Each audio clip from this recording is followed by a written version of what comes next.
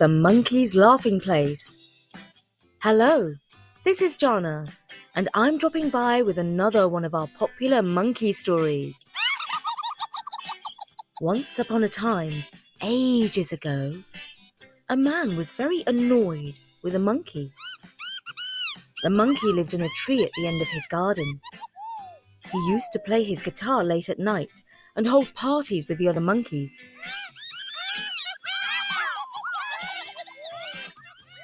But the noise prevented the man and his children from falling asleep.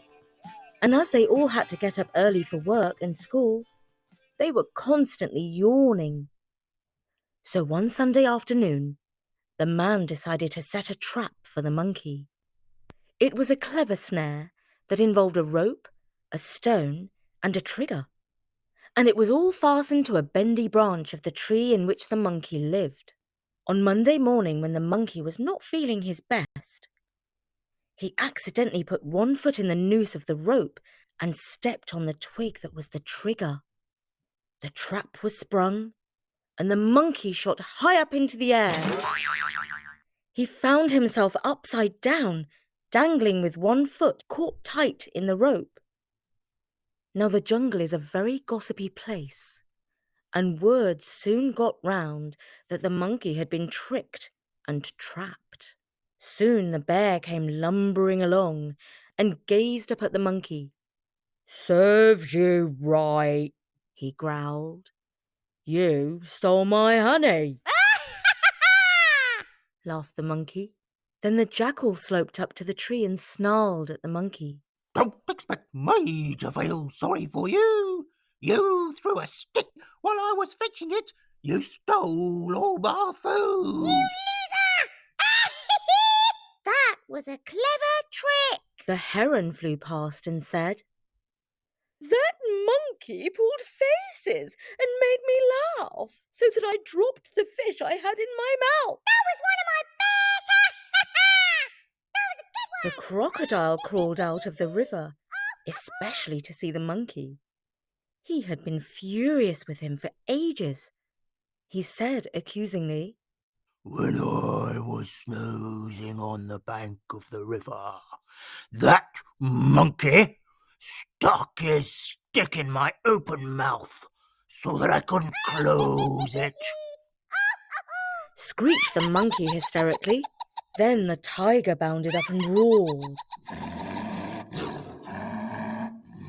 "Hey, Mr. Monkey! Why are you laughing so much?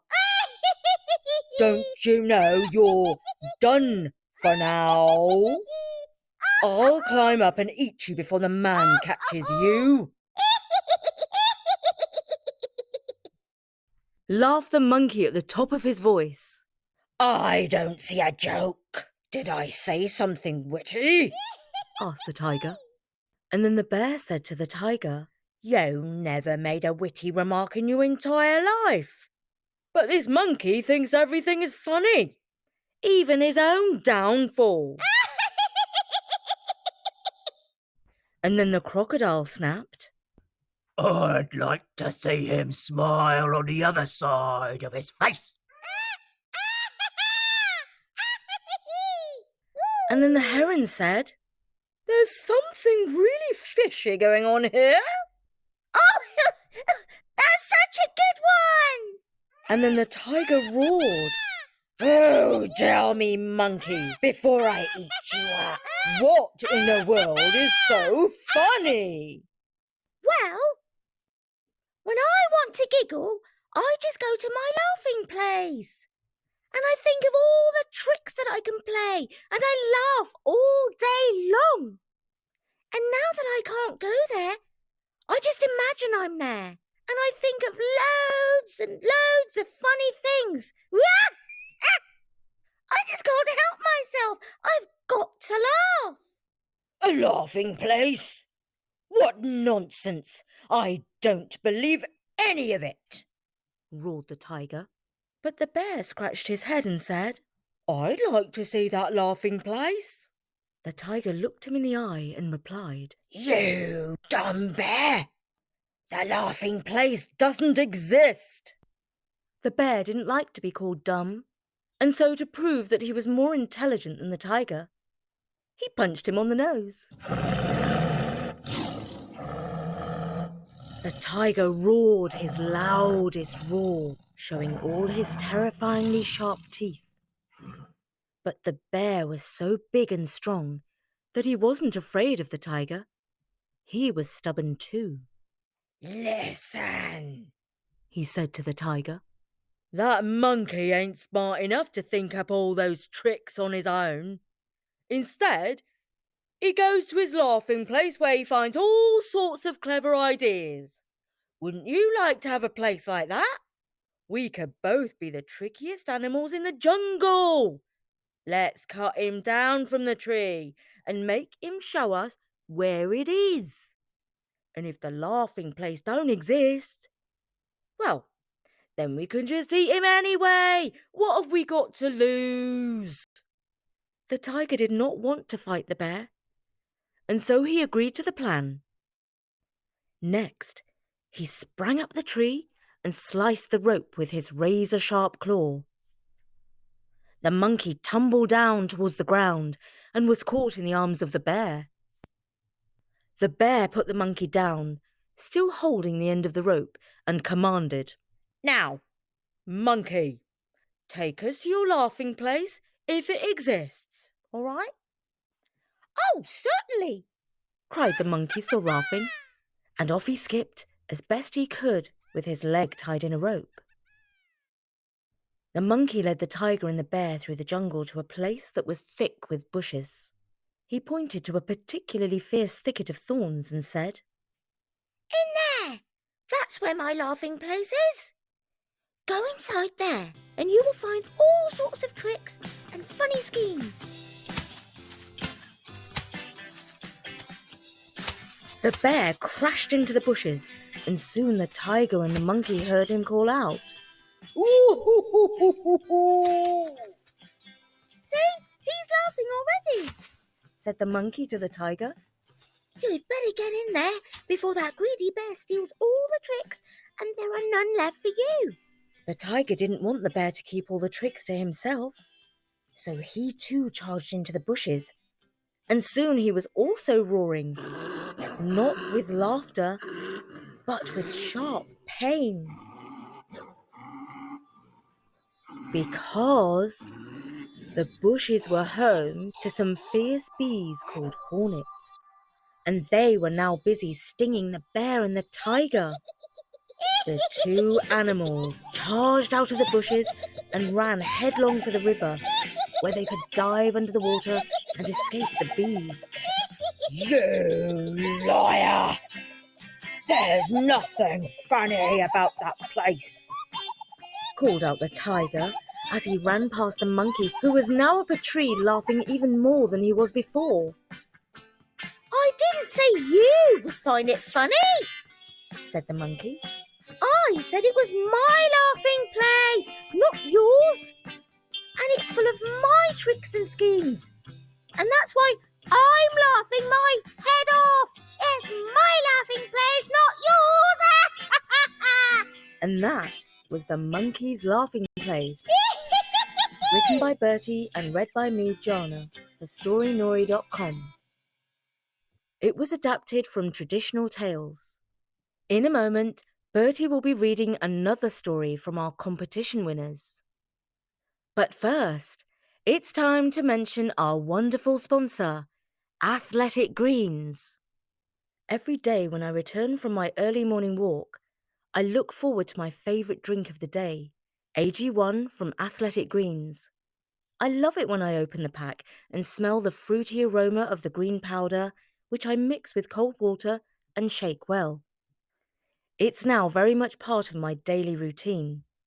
And it's even better because I know it's packed with 75 vitamins, superfoods, minerals, probiotics, and adaptogens for stress, anxiety, and fatigue. AG1 is easy to knock back. I take my drink on an empty stomach and feel settled and ready for the day. I always look forward to my morning drink of AG1. It really is a great way to boost your immune system. So this is perfect for you busy grown-ups in the family. It's time to reclaim your health and arm your immune system with convenient daily nutrition. It's just 1 scoop in a cup of water each morning. That's it. No need for a million different vitamins and supplements to look out for your health.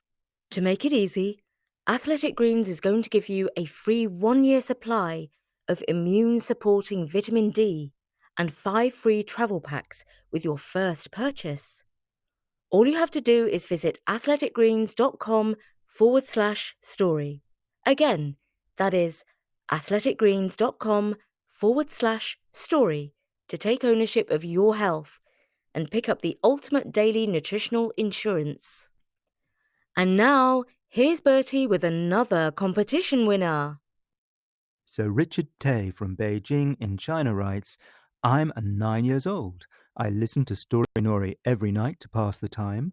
I hope other kids can listen to my story read out on Storynory very much.